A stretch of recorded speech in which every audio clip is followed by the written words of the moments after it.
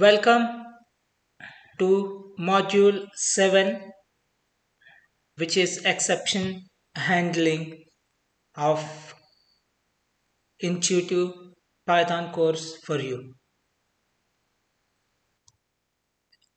So if we see thus far where we have reached, we can easily find out that we have almost completed all the topics of Python, beginning with objects, fundamental objects, and how to create a new object.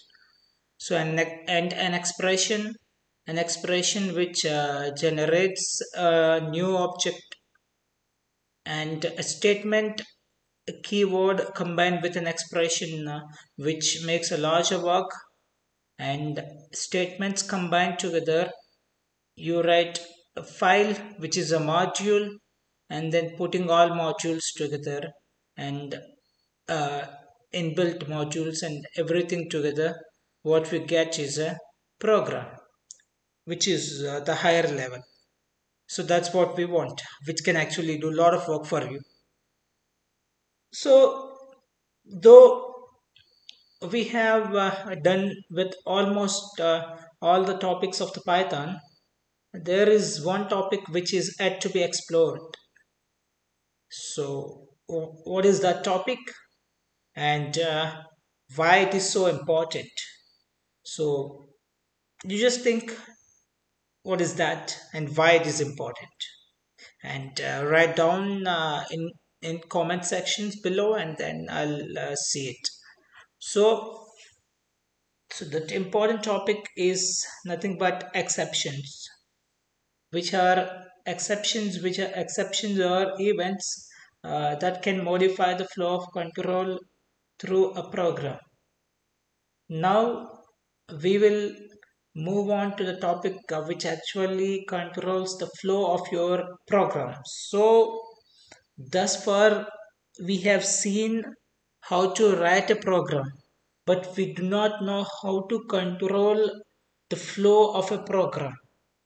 So that should also be important, because to navigate it, to maintain it, to manage it, you need to learn some skills, some tool set. You should have some tool set to control the flow of your program. So that is nothing but your exception.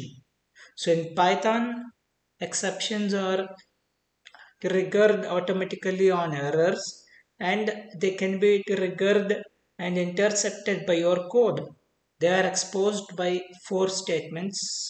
That's what we'll study in this module. They are try, except, basically it catch and recover from exceptions raised by Python or by you. Try, finally perform cleanup actions whether exceptions occur or not. Raise, trigger an exception manually in your code. Assert, conditionally trigger an exception in your code with / as implement context managers in Python. So before we deep dive into these four statements, let us try to understand what is exception handling intuitively. So then we will deep dive into each of those statements and understand well. So before I begin this slide, one note up front. This topic was saved until nearly the end of this course, because you need to know about classes to code exceptions of your own. So the way you are able to create, the way you create your objects, you make your custom objects. Similarly, we make our custom exceptions. So that we will discuss later in this session. You don't need to bother much about that. So with a few exceptions, though, you will find that exception handling is simple in Python, because it is integrated into the language itself as another high level tool. Let us take a variable which is name. A person named Batista is being called. So this is that guy Batista, and is being called by the action function. So this is our action function, and you have a variable and you have a function. You have created a function, and that function is you're using that this variable, and when you call this function, it is asking that variable to move across all statements. Means whatever statements that you have written, it has to pass through all statements and then fetch and measure the number of statements that variables has crossed. If you take a simple analogy, so this is the guy Batista, and this guy should move across or walk down the road. So walk down the road, and he should give us back the total distance that he has walked down. So that's what a simple analogy. So now with this context, Charan, this guy, so Batista, the name of this guy we have named as Batista, and Batista is being called by the function. So initially we have created the action function. Now we have to call this action function. So as soon as we call this action function,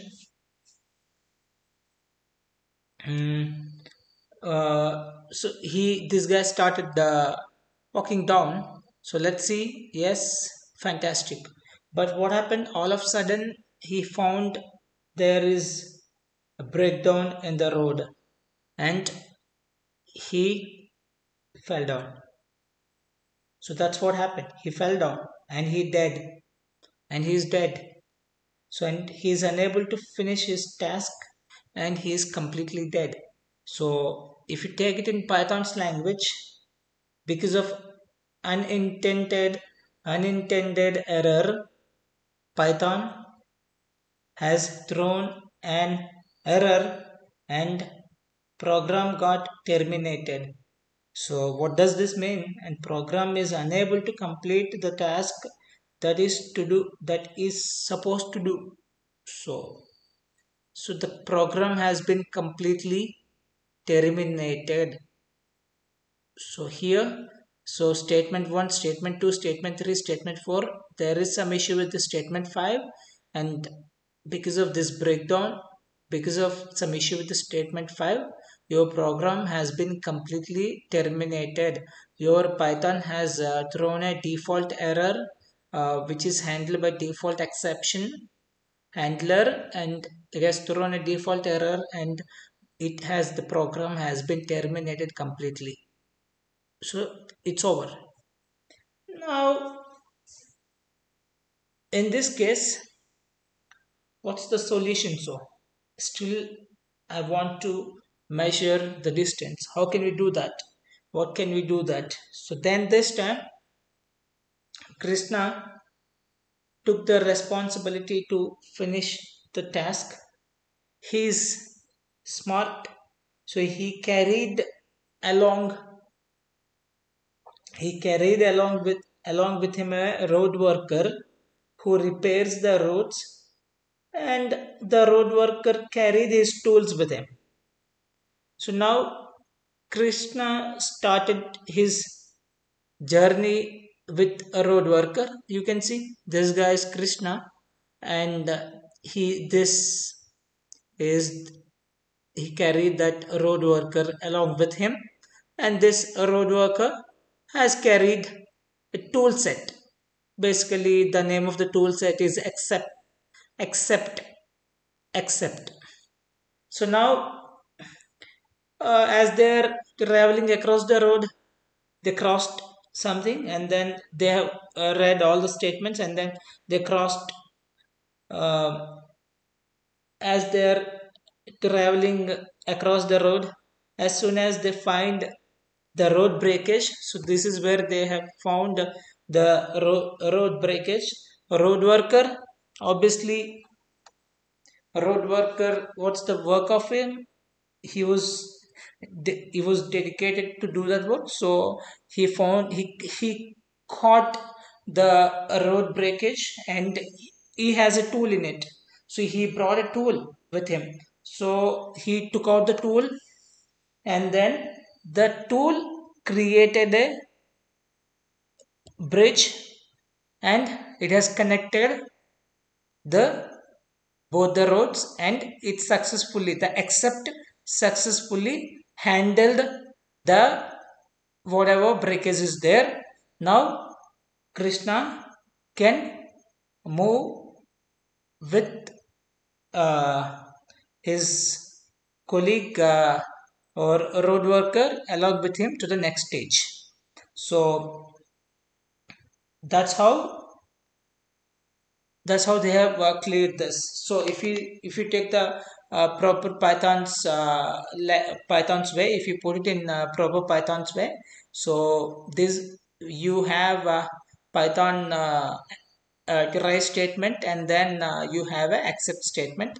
So when as soon as try is our road worker, as soon as our road worker catch the problem, catch the exception. This is exception. There is a road breakage. That is our exception. So as soon as try caught the exception, then try brought out a tool called accept. So this accept will come into the picture and handles this exception and makes a way to move ahead. That's what happens in exception handling. That's what it's called, exception handling, because you catch a exception first, and then you handle it with a different thing. So that's how it works. So here, to catch that exception, we are using a road worker is nothing but a try statement. And then to handle that exception, to repair that exception, we are using a tool which is carried by the road worker, that is accept. In this case, a road block, a road piece of block.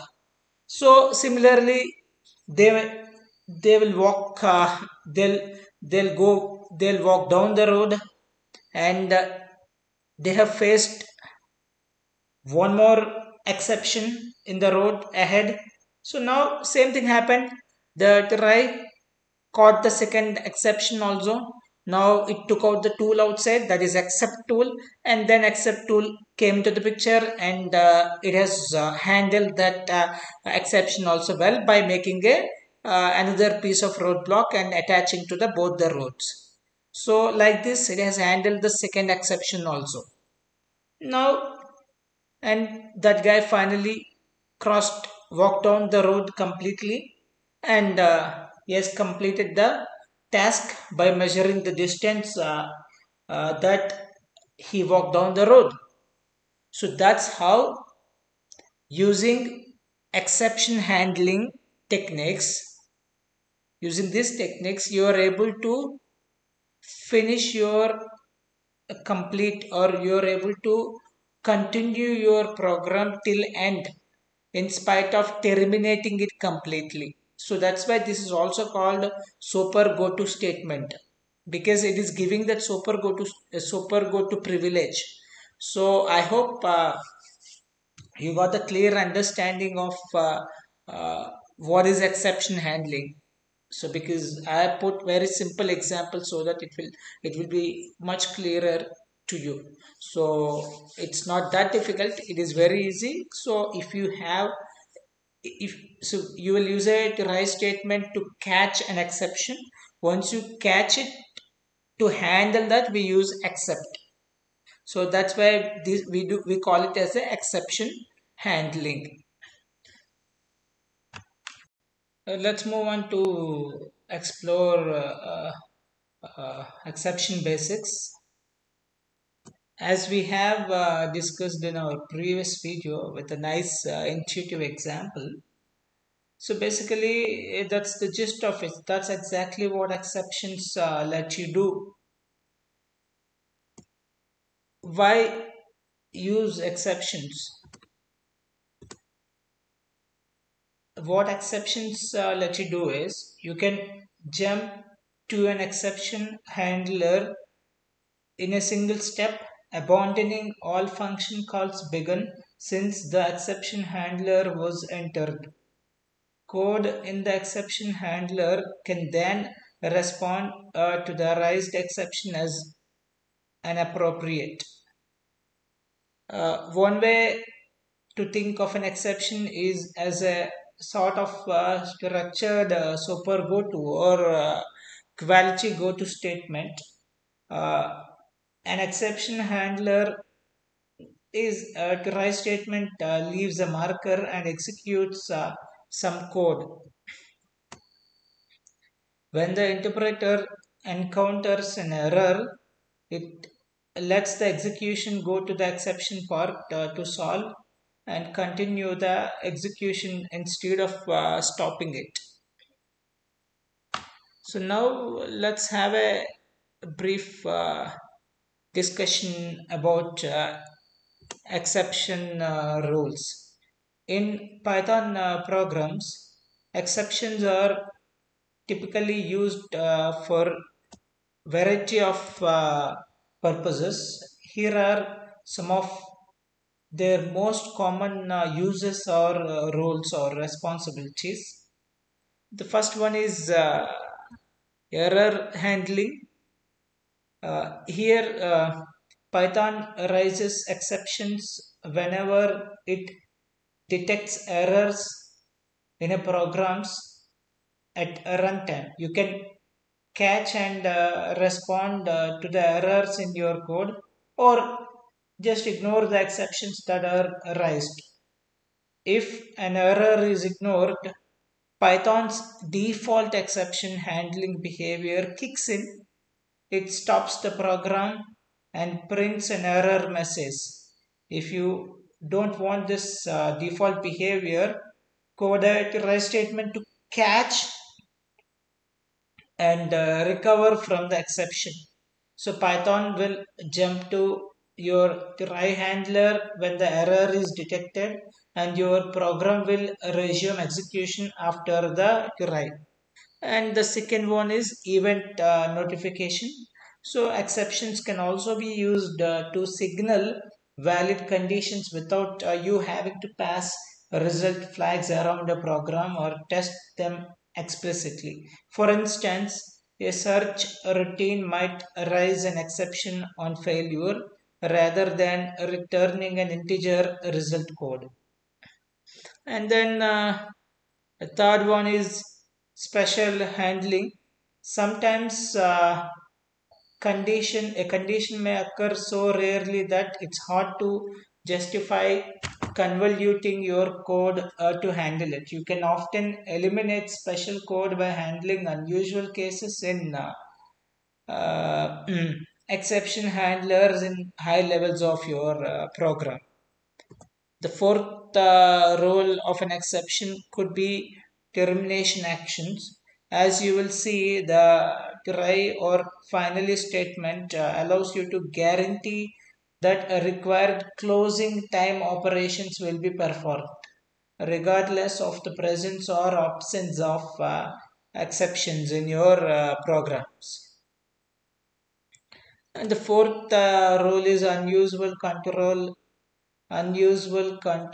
flows. Finally, because exceptions are a sort of high level go-to, you can use them as the basis for implementing exotic control flows. For instance, although the language does not explicitly support backtracking, it can be implemented in Python by using exceptions and a bit of support logic to unwind assignments. There is no go-to statements in Python. So, but exceptions can sometimes serve similar roles. So now we will jump into Jupyter Notebook and let's explore these things practically with some realistic examples to make them much clearer.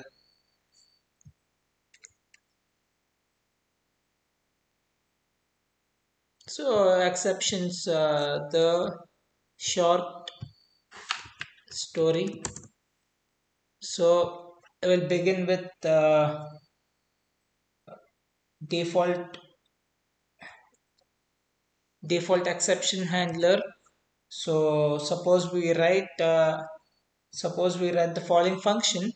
So again we are creating a function. The name of the function is fetcher, and it consists of two parameters, and it returns and fetches the values based on the given index. So now we used so there is not much to this function. It simply indexes an object on passed in index. In normal operation, it returns the result of a legal index. Let's see. So let's execute for this, and we got. So we had fetched 3. So however, if we ask this function to index of the end of the string, an exception will be triggered when the function tries to run object of index. Python detects out of bounds indexing for sequences and reports it by raising or triggering the built-in index error exception. So what we get is an index error exception. Let's see what we get. So here I'm executing it with out of bound index, and we got index error, capital I and capital E in it. So that's what we got it. Okay. So now, because our code does not explicitly catch this exception, it filters back to the top level of the program and invokes the default exception handler, which simply prints the standard error message. By this point in this session, you have probably seen your share of standard error messages. They include the exception that was raised along with the stack trace, a list of all these lines and functions that were active when the exception occurred. So now, in a more realistic program launched outside the interactive prompt, after printing an error message, the default handler at the top also terminates the program immediately. So this is a pain point for us. That course of action makes sense for simple scripts. Errors often should be fatal. So, and the best you can do when they occur is inspect the standard error message. So now what else is there is for us catching exceptions. So what we have seen thus far is how exceptions comes and then how to catch the exception now. So sometimes this isn't what you want though. So what you don't want the terminating of the program immediately. So server programs, for instance, typically need to remain active even after internal errors. If you don't want the default exception behavior, just wrap the call in a try statement to catch exception yourself. So basically, you have to catch that exception.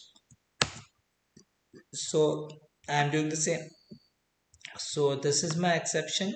I wrapped it inside the try statement to catch it, and then I have to handle that exception, so I'm using except for that.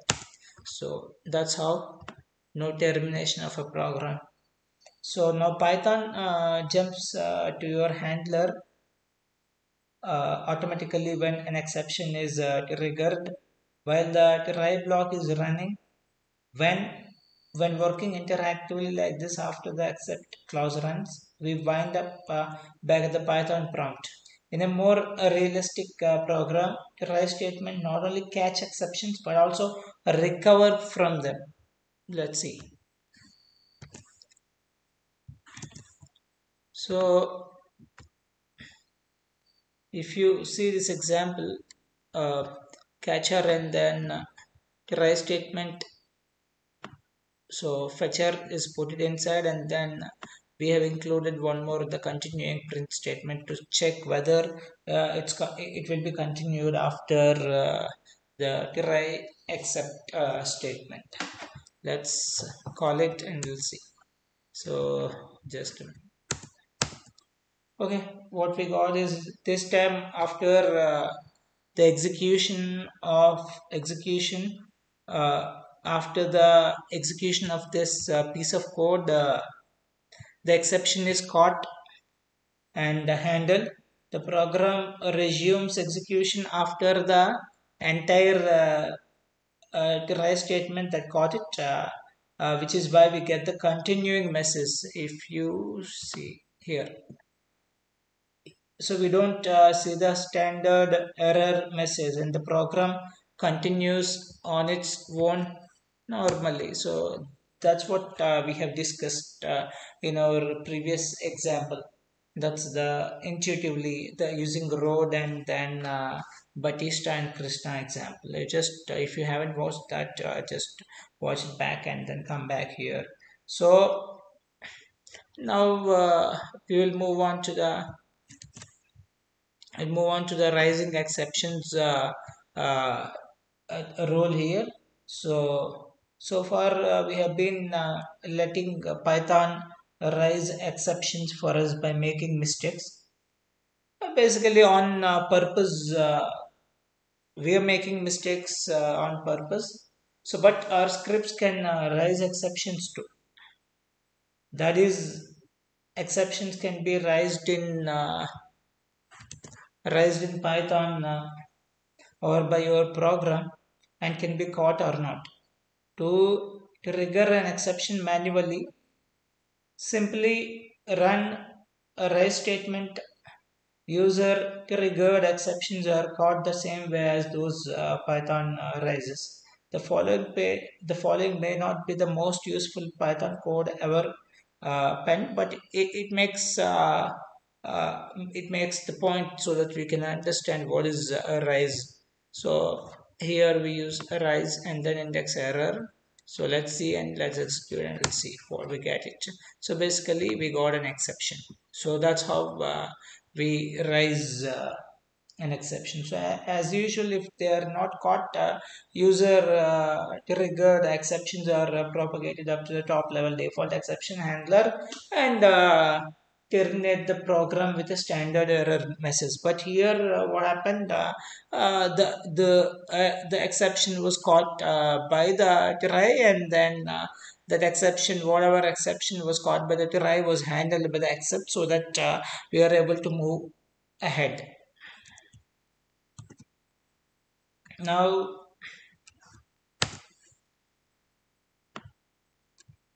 so if you use a simple rise index error, uh, we can clearly see it comes up with a, it goes back to the top level and then brings up brings out the default exception handler. So if the default exception handler comes out into the picture, then obviously it comes up with a standard error message and it terminates the program completely. So now what we'll see is an important thing, which is an asset statement, which is somewhat different from our try finally. So as we will see in detail in our next part of this module. So the asset statement, but for now the asset statement can be used to trigger exceptions too. So it's a conditional rise used mostly for debugging purposes during development. So you can see the piece of code to do that. So here assert and then a condition I have used is false, and then here I can give a message to print it out type of assert. So now we will move on to user defined exceptions. So to bring it out, or to find out what are user defined exceptions we have, just import built-ins, then use some of the either whichever you want. I used a for loop to look into all of the user defined exceptions. These are all whatever we are able to see, and these are not user defined exceptions. Some of them are user defined exceptions which comes with an error, and that remaining all for other purpose. So but here you can see arithmetic error, assertion error, attribute error, base exception, blocking IO error, broken pipe error, and each and every standard error would be looked into in detail in our next part of the video of this module, so you don't need to worry. But for now, you just familiarize with these standard errors, or best way to put it is user defined exceptions. So user defined exceptions, built-in exception defined in Python's built-in scope. So if you haven't watched our previous parts of videos, that is in scopes, that's in scopes part of this course, I have spoken about built-in scope. It's LEGB, so it's LEGB. So in that I have spoken about different types of scopes. You just revisit those videos if you have watched. If you haven't watched, visit those videos and watch it and come back here. So it's better to understand the scopes well to before delving to the other topics. I just request you to do that, and now we will continue with this. Um, so uh, as you will learn later in this part of the module, you can also define new exceptions of your own that are specific to your program. User defined exceptions are coded with classes, so that's why I have put this module at the end of the course, because you should know everything to deal with this module. You should know everything. So which inherit from a built-in exception class. Usually the class named exception, class-based exceptions allow scripts to build exception categories, inherit behavior, and have attached state information. So here you can see we have built a class known as bad. Name of the class is bad, and it has inherited is state and attributes and methods from exception. So we just give a pass because it's everything, all the properties are being inherited from exception class, which is in built class. So then we used another function to raise this class instance, to raise an instance of the class that we have made here. So let's execute both and see. So now what we'll do is we will use it inside our we will wrap it inside, because we will wrap this complete action inside our try, and then we'll see whether we are able to catch an exception and then handle that exception. So I have wrapped it inside the try, and then I have handled this exception using got bad, and let's see, execute and see what we'll get it. So we are able to catch the exception as well as handle that exception. So now we will move on to termination actions. So finally, the try statements can say finally. Here finally is in double quotes, which is a keyword or a finally statement. So that is they may include finally blocks. These look like except handler for exceptions, but the try finally combination specifies termination actions that always execute on the way out, regardless of whether an exception occurs in the try block. So if you see this example here, so we use the same example that we have used earlier in this part of the Jupyter notebook. We have wrapped that fetcher x comma 3, which will not throw an error, which will not throw an exception. So we wrapped it inside the try, and then finally we have used. So let's execute here. It's not about catching it and handling it here. Try as usual, it catches it, but finally deals the situation in a different way. So the first way we'll see what will it do. So in first way, when there is no error, so basically it has fetched the value, and then it has also run the finally statement too. But here we don't get but here what happened is in the next case, so where the fetcher x comma 4 out of bound index, obviously it will throw an index error exception. So in this case we'll see what it's gonna do. So if it throws an exception, so it's not gonna handle the exception. Of course try statement will catch an exception, but finally will not handle the exception. It will just terminate the program. So that's what finally has two ways. So either, so if you look into this, we don't get the after try, because it did not get executed message. This after try message, we did not get it because control does not resume after the try finally block when an exception occurs. Instead, the Python jumps back to run the finally action and then propagates the exception up to a prior handler. So in this case, it's basically a default handler that has come out and threw an index error. If we change the call inside this function so as not to trigger an exception, the finally code still runs, but the program continues after the try.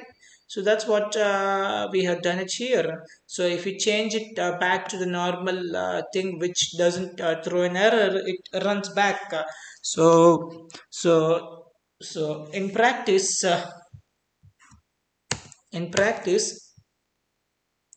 try or except combinations are useful for catching and recovering from exceptions, and try or finally combinations come in handy to guarantee that termination actions will fire regardless of any exceptions that may occur in the try blocks code.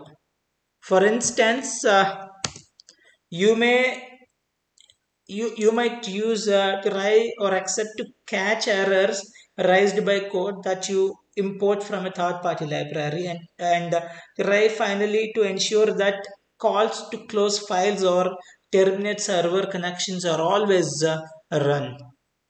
So now we will move on to with as. So the if you see in Python 2.6 and 3.0 provide an alternative to try finally when using some types of objects. The with or as statement runs as objects context management logic to guarantee the termination action occurs. Basically, this is also similar to try finally, but it is not applicable to all types of objects. So here is one example.